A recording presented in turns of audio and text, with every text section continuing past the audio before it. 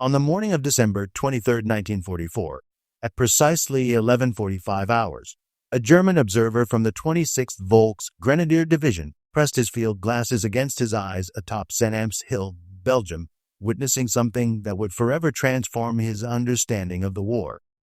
The weather had finally cleared after days of overcast skies, allowing the first aerial resupply drop to commence, flown by 241 C-47 aircraft. Through his trembling binoculars, he watched in disbelief as the Belgian sky filled with transport planes like migrating birds, not the dozen or 2 dozen aircraft that desperate defenders might scrape together, but an armada dropping supplies to the encircled 101st Airborne Division. "My God, the sky is full of them," he whispered to himself, watching hundreds upon hundreds of aircraft demonstrate a level of air superiority that made the Wehrmacht's greatest victories seem like distant memories. Until December 23rd, the weather had prevented any resupply operations, but now the Americans were casually displaying air power that exceeded anything the Third Reich had achieved, even at the height of its power. Soldiers of General Major Heinz Kocket's 26th Volks Grenadier Division watched from their siege positions as colored parachutes bloomed across the winter sky, red for ammunition, blue for medical supplies, yellow for food, white for miscellaneous supplies. The entire Luftwaffe couldn't mount an operation of this scale. It hadn't been able to since the disaster at Stalingrad 2 years earlier. The mathematics of defeat were being written not in tactical maneuvers or brave last stands, but in this simple, overwhelming demonstration of American logistical supremacy that would transform hardened Wehrmacht veterans into witnesses to their own empire's inevitable collapse. The offensive had begun with supreme confidence 7 days earlier when, on December 16, 1944, at 5:30 a.m., the Germans launched their assault with a massive 90-minute artillery barrage using 1,600 artillery pieces across a 130-kilometer front. Operation Walk am Rhine, Watch on the Rhine, Hitler's last desperate gamble to split the Allied armies and recapture the vital port of Antwerp, had initially exceeded all expectations.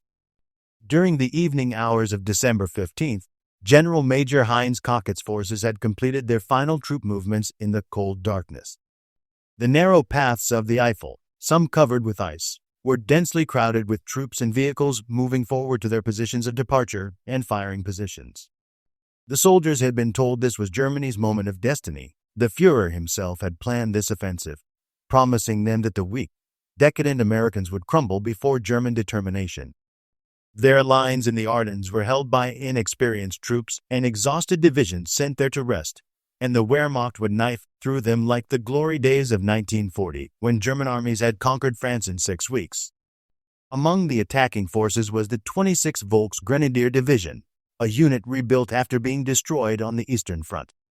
Oberst Heinz Kocket's division was a hollowed-out formation retaining a few veterans from the Russian and Normandy fronts, but mostly Luftwaffe and Marine replacements.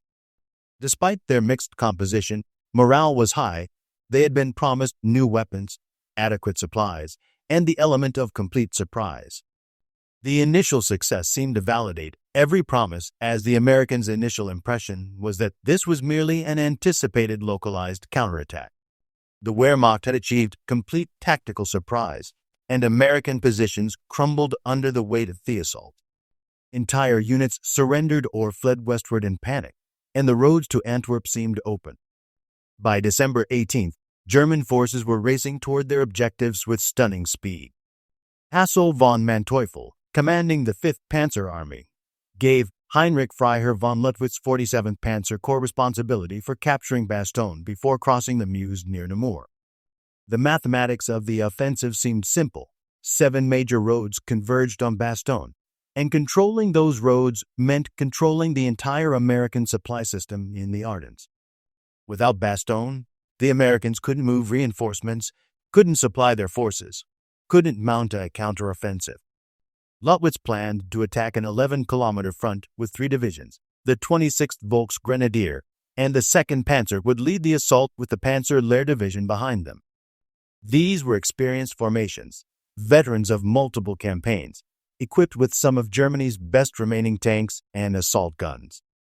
The 26th Volks Grenadier Division advanced with particular determination, its Panzerjäger anti-tank battalion having its full complement of 14 tracked Hetzer tank destroyers and an impressive 42 75mm anti-tank guns, making the 26th one of the best-equipped Volks Grenadier units in the Ardennes. They were ready for American armor, ready for desperate counterattacks, ready for anything except what they would actually encounter. But the first signs of something different began appearing as they approached Bastogne. The Americans weren't simply retreating in disorder. They were falling back in organized fashion, destroying bridges, establishing roadblocks, making the Germans pay for every mile. Units such as Combat Command B of the 10th Armored Division held the Germans off long enough for the leading elements of the 101st Airborne Division to arrive in Bastogne, a mere 4 hours ahead of the leading German forces. The 101st Airborne, the Screaming Eagles, had been resting in Rheims, France, when the German offensive began. Within hours, they were loaded onto trucks and racing through the night toward Bastogne, exhausted and under-equipped for winter warfare, immediately thrown into defensive positions. Yet they arrived in time, and that would make all the difference. By December 20th, German forces had successfully surrounded Bastogne. All 7 highways leading to the town were cut by German forces by noon on December 21st, and by nightfall, the conglomeration of airborne and armored infantry forces were recognized by both sides as being surrounded. The trap had snapped shut. Inside were elements of the 101st Airborne Division, Combat Command B of the 10th Armored Division, the 705th Tank Destroyer Battalion, and various other units, approximately 22,000 men in total. The American soldiers were outnumbered approximately 5-1 and were lacking in cold weather gear, ammunition, food, medical supplies, and senior leadership, as many senior officers, including 101st Commander, Major General Maxwell Taylor, were elsewhere. From the German perspective, it was Stalingrad in reverse. Now it was the Americans who were trapped, cut off, doomed to surrender or die. General der Panzertruppen Heinrich von Lüttwitz, commanding the 47th Panzer Corps, was supremely confident. He had been in France in 1940 when the British Expeditionary Force was trapped at Dunkirk, and he had seen what happened to encircled forces. They withered. Their morale collapsed. They surrendered. The Americans in Bastogne had perhaps 3 days of ammunition, maybe 4 days of food if they rationed carefully. The harsh winter weather, with temperatures dropping to -10 degrees Celsius, would do half the work for him. The confidence was so high that the 2 panzer divisions of the 47th Panzer Corps, after using their mobility to isolate Bastogne, continued their mission toward the Meuse on December 22nd rather than attacking Bastogne with a single large force. They left just 1 regiment behind to assist the 26th Volks Grenadier Division in capturing the crossroads. Why waste precious tanks and fuel on a town that would fall from starvation and cold? The main objective was Antwerp, and Bastogne was just an annoying obstacle that would sort itself out. From December 16th to December 22nd, the weather had been Germany's greatest ally. Low clouds, freezing fog, and snow had grounded the feared Allied air forces. The Germans took full advantage of heavily overcast weather conditions that grounded the Allies' superior air forces for an extended period. For the first time since Normandy, German forces could move in daylight without fear of fighter bombers. They could concentrate their forces without being spotted by reconnaissance aircraft and attack without facing the devastating carpet bombing that had destroyed so many German formations in France. Inside Bastogne, the situation grew increasingly desperate with each passing day. Some guns had no high explosive shells left, and others had only a half dozen or so. Rations were totally exhausted, and the defenders were reduced to scavenging supplies from destroyed vehicles and abandoned depots. Medical supplies were critically low, and wounded men were dying from injuries that would have been survivable with proper treatment. On December 22nd, certain of imminent victory, the Germans sent their surrender demand. The scene was almost theatrical in its formality when, at about 11:30 in the morning, a group of 4 German soldiers waving 2 white flags approached the American lines using the Arlon Road from the direction of Rimois-Fosse, south of Bastogne. The senior officer was Major Wagner of the 47th Panzer Corps, and the junior officer, Lieutenant Helmuth Henk of the Panzer Lehr Operations Section, was carrying a briefcase under his arm. They had even brought blindfolds, confident they would be taken to the American commander to discuss surrender terms. The ultimatum was typed in both English and German, formal and threatening. The fortune of war is changing. This time the USA forces in and near Bastogne have been encircled by strong German armored units. More German armored units have crossed the river are near Orthoiville, have taken Marche and reached St. Hubert by passing through Houffalais-Sibret. The message went on to demand honorable surrender within 2 hours, threatening total annihilation if refused. From the German perspective, they were being generous, offering the Americans a chance to avoid pointless slaughter. When the American response came back, a single word, nuts, the German command was genuinely puzzled. Acting Commander Brigadier General Anthony McAuliffe reportedly replied with this cryptic statement that somewhat confused the Germans at first. Lieutenant Hank had to have it explained to him by Colonel Joseph Harper. If you don't understand what nuts means in plain English, it is the same as go to hell. Back at German headquarters, the response caused consternation. No surrounded force had ever responded so dismissively to a surrender demand. General Major Cockett was reportedly stunned, later revealing in post-war interrogations, "We offered honorable terms. We had them surrounded for Veto 1. No supplies could reach them. To refuse seemed not brave but insane." December 23, 1944, dawned with something the Germans hadn't seen in a week, clear skies. On the 23rd of December, weather conditions started improving, allowing the Allied air forces to attack. German soldiers emerged from their frozen foxholes, grateful for sunshine that might warm their frozen limbs. Many had spent the night in temperatures well below freezing, their feet numb, their weapons frozen. Then they heard it, a distant drone that grew steadily louder, echoing off the hills surrounding Bastogne. At 6:45 in the morning on December 23rd, planes carrying the 2 Pathfinder sticks took off from Chalgrove, headed for Belgium. These were the lead elements, the guides who would mark the drop zones for the main force. They jumped at 9:35 a.m., were quickly captured by American forces, and rushed to set up their equipment. At 11:50 on the 23rd, men all along the front saw the planes coming in. It was the most heartening spectacle of the entire siege. For the Americans, it was salvation. For the Germans, it was the beginning of understanding their terrible miscalculation. The main force appeared at 11:50 a.m., 241 C-47 aircraft flying in perfect formation at barely 1,000 feet altitude. They came in waves, each group of planes releasing their cargo in sequence, the sky filling with parachutes of different colors, each color indicating different supplies. German anti-aircraft crews scrambled to their guns as the 88mm flak guns, pride of the German artillery, swiveled skyward. 20mm automatic cannons began their rapid chatter, and machine guns added their voices to the crescendo. The sky filled with black puffs of exploding shells as German anti-aircraft fire burst all around the planes. The American planes flew straight through the barrage, maintaining formation with almost suicidal determination. 14 C-47s were lost on their way or over the drop zone, shot down, or so badly damaged they crashed. But for every plane that fell, 15 more continued on course, doors open, bundles tumbling out into the December sky. German soldiers watched in disbelief as damaged aircraft, engines smoking and wings torn by flak, maintained course long enough to drop their supplies before banking away or crashing. One C-47, its tail assembly completely engulfed in flames, flew directly over German positions, the crew pushing out supply bundles until the very last moment before the plane dove into the forest. What followed was a masterclass in American logistics that shattered German morale more effectively than any artillery barrage. The colored parachutes descended like a multicolored snowstorm, thousands upon thousands of them drifting down onto the snow-covered fields around Bastogne. The sight of the colored supply chutes coming down gladdened the hearts of the paratroopers, but for every American heart that lifted, a German heart sank. This wasn't the desperate last gasp of a surrounded force. This was the routine operation of a military machine with unlimited resources.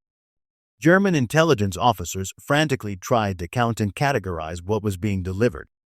Red parachutes carried artillery shells, mortar rounds, and small arms ammunition. Blue parachutes brought medical supplies, surgical equipment, plasma, and morphine. Yellow parachutes contained K rations, D rations, and canned food. White parachutes delivered blankets, winter clothing, boots, and gloves. Green parachutes held radio equipment, batteries, and signal supplies, while orange parachutes carried gasoline in 5-gallon cans. By the end of the day, one battalion had 528 K rations on hand, along with 250 gallons of gasoline, with ammunition supplies at day's end showing high explosive at 286 rounds, white phosphorus at 177, and anti-tank at 201. And this was just what one battalion reported. Multiply this across all the units in Bastogne, and the scale becomes staggering. But the morning drop was just the beginning. Throughout December 23rd, additional missions arrived. At 2 p.m., another wave appeared, this time including gliders towed by C-47s carrying heavier supplies that couldn't be parachuted. 92.4 tons, including 2,975 gallons of gasoline, were landed by glider. These gliders brought complete surgical units, including doctors, nurses, and operating equipment. They brought jeeps, communications equipment, and even replacement artillery pieces. One glider carried nothing but whole blood for transfusions, a medical luxury the German army couldn't provide even to its highest-ranking officers.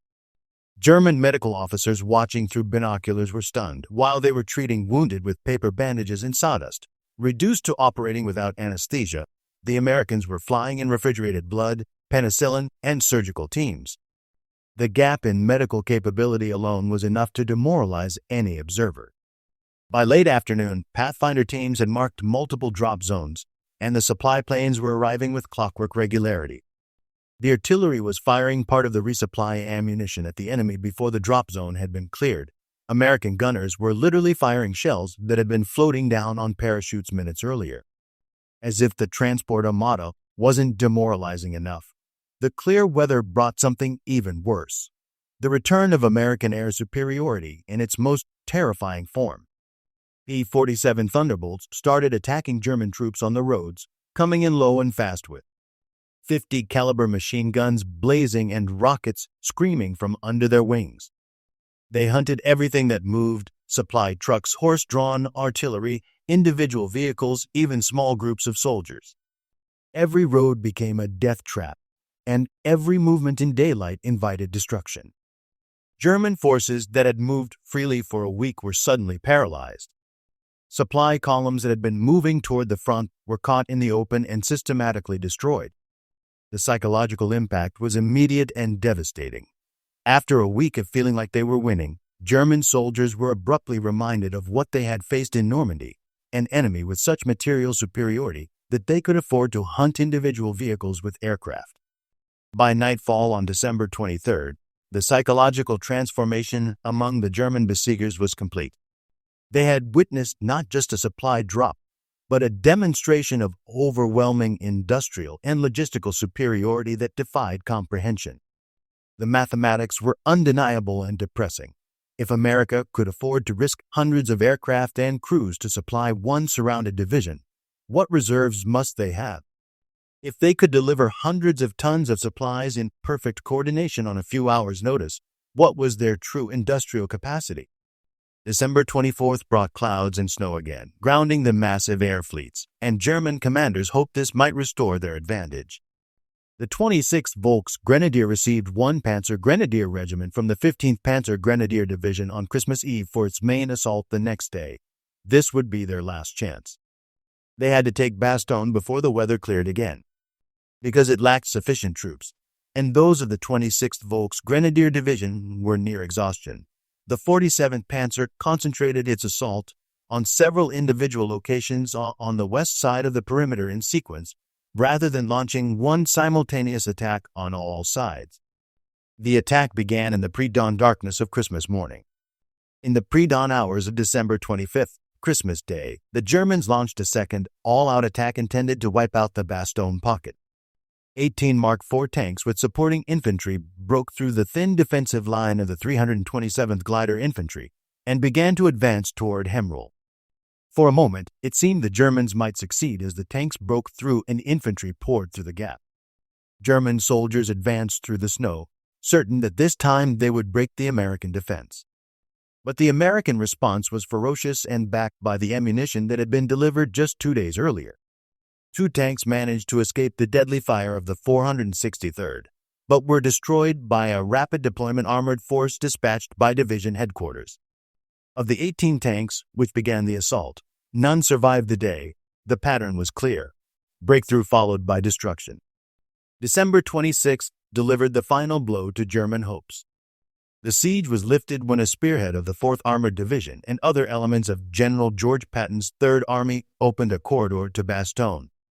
In the gathering darkness just after 1700 hours on December 26, the first elements of Combat Command R of the 4th Armored Division broke through the German encirclement from the south and relieved the siege. The first American tanks to enter Bastogne were from the 37th Tank Battalion led by Lieutenant Colonel Creighton Abrams, who would later command all U.S. forces in Vietnam. They found the defenders exhausted but unbroken, supplied by air, and confident in victory. The numbers tell the story more starkly than any personal account. According to U.S. Army records, during the Siege of Bastogne, 1,200.7 tons of supplies and equipment, including 4,900 gallons of gasoline, were dropped to the 101st Airborne by parachute, and 92.4 tons, including 2,975 gallons of gasoline, were landed by glider. Breaking this down by day, December 23rd saw 241 C-47s in the main drop plus additional missions. December 24th had limited operations due to weather. December 25th saw weather prevent major operations, and December 26th to 27th continued resupply even after the ground link was established. In total, over 1,113 tons of supplies were delivered by air, including 15,000 plus artillery shells, nearly 8,000 gallons of gasoline, medical supplies for the wounded, food for 15,000 men, and winter clothing for the garrison. Compare this to German capabilities. German forces around Bastogne initially numbered 54,000 men, while American forces in Bastogne totaled 22,000 men. German aircraft sorties over Bastogne numbered less than 100, while American aircraft sorties exceeded 2,000. German supplies delivered by air, 0. Post-war analysis by German military professionals confirmed what the soldiers in the field had instinctively understood. General der Panzertruppen Hasso von Manteuffel, who commanded the 5th Panzer Army during the offensive, reflected on the battle in his post-war writings, with the essence of his assessment being that Bastogne demonstrated the Americans had solved modern warfare's fundamental problem: logistics. They could supply encircled forces by air more efficiently than Germany could supply advancing forces by road. When weather permitted, their material superiority was so overwhelming that tactical excellence became irrelevant. General Major Heinz Kockett, described by Colonel S.L.A. Marshall as a shy, scholarly, and dignified commander who never raised his voice and appeared to be temperate in his actions and judgments, provided perhaps the most succinct assessment in his post-war interrogation. His observation was clear. When those transport planes filled the sky on December 23rd, every German soldier who saw them understood that they were not fighting just an army. They were fighting an entire industrial civilization, and they were armed with rifles and horses. The meeting with Kinnard was a visible shock to the German commanders. It seemed incredible to them that this boyish-faced soldier had been one of their principal antagonists.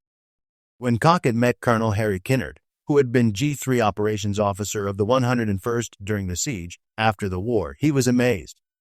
Lüttwitz said, "Are you certain he was chief of operations? Isn't it possible that he was only the chief for one regiment?" The psychological impact of the Bastogne air supply spread rapidly through German ranks across the entire Ardennes offensive. Every unit had soldiers who had either witnessed it directly or heard detailed accounts from those who had. The story grew with each telling, but the essential truth remained: America possessed material resources beyond German comprehension. The most bitter irony for the German forces was that they had created the very conditions for their own psychological defeat. By surrounding Bastogne, they had forced the Americans to demonstrate their air supply capabilities. Had they bypassed the town as originally planned, they might never have witnessed this display of overwhelming material superiority. After December 26th, German operations around Bastogne devolved into desperate, costly attacks that achieved nothing. Hitler still insisted on taking Bastogne as quickly as possible. He couldn't accept that a surrounded American force had not only survived, but had been supplied so effectively that they were stronger after the siege than before. On December 29th, additional reinforcements arrived, including the 1st SS Panzer Division from the 6th Panzer Army. More divisions were thrown into the meat grinder: the 9th SS Panzer, the Führer Escort Brigade, the 167th Volks Grenadier. All bled white against American positions now reinforced and resupplied. The last major German attack began on January 4th and stalled very quickly, with German soldiers attacking the same positions again and again, achieving nothing but adding to the casualty lists. What the German soldiers had witnessed was merely a fraction of American industrial capacity. They didn't know that the Douglas-C had become the mainstay for airborne drops and was used extensively for Operations Overlord, Dragoon, Market Garden, and Varsity. Over 10,000 C-47s were produced during the war, and American factories were producing aircraft at rates Germany couldn't match. More than 50,000 paratroopers were dropped by CS during the war. History has validated the psychological impact of the Bastogne air supply on German forces. Military historians consider it a pivotal moment not just in the Battle of the Bulge, but in demonstrating the futility of conventional military operations against overwhelming industrial superiority. The U.S. Army's official history notes that German prisoner interrogations after December 23rd showed a marked change in tone. Before the air supply, captured Germans spoke of temporary setbacks and eventual victory, but after witnessing the aerial armada, they spoke only of survival and hoped that the war would end quickly. The 101st Airborne Division's casualties from December 19, 1944, to January 6, 1945, were 341 killed, 1,691 wounded, and 516 missing. Despite being surrounded and outnumbered 5-1, they had suffered relatively light casualties, testament to the effectiveness of the air supply in maintaining their combat capability. The 101st Airborne would never surrender because they didn't need to. Their nation could supply them through the very air itself, turning the ancient art of siege warfare into an obsolete relic. The German soldiers who watched those 241 C-47s on December 23, 1944, plus the continuing waves of supply aircraft, witnessed not just the relief of Bastogne, but the future of warfare itself, a future that belonged to the nation that could fill the sky with aircraft as easily as Germany could fill a field with soldiers. They had seen the arithmetic of American abundance, and in those numbers was written the final chapter of the Third Reich. The war would continue for another 5 months, but for those who witnessed the sky over Bastogne fill with American planes, it had ended on that clear December morning when they realized that the 101st would never surrender, not because they were braver or better soldiers, but because their nation would never let them fail. The planes over Bastogne didn't just supply the 101st Airborne, they shattered the last illusions of German victory and wrote in the sky the final truth of the Second World War. America's arsenal was vast, its resolve unbreakable, and its victory certain. The German soldiers who witnessed that aerial armada knew with absolute certainty what their leaders would deny for 4 more months. The war was over, and America had won it in the skies over a small Belgian town on a clear December morning when the whole world could see that the 101st would never surrender.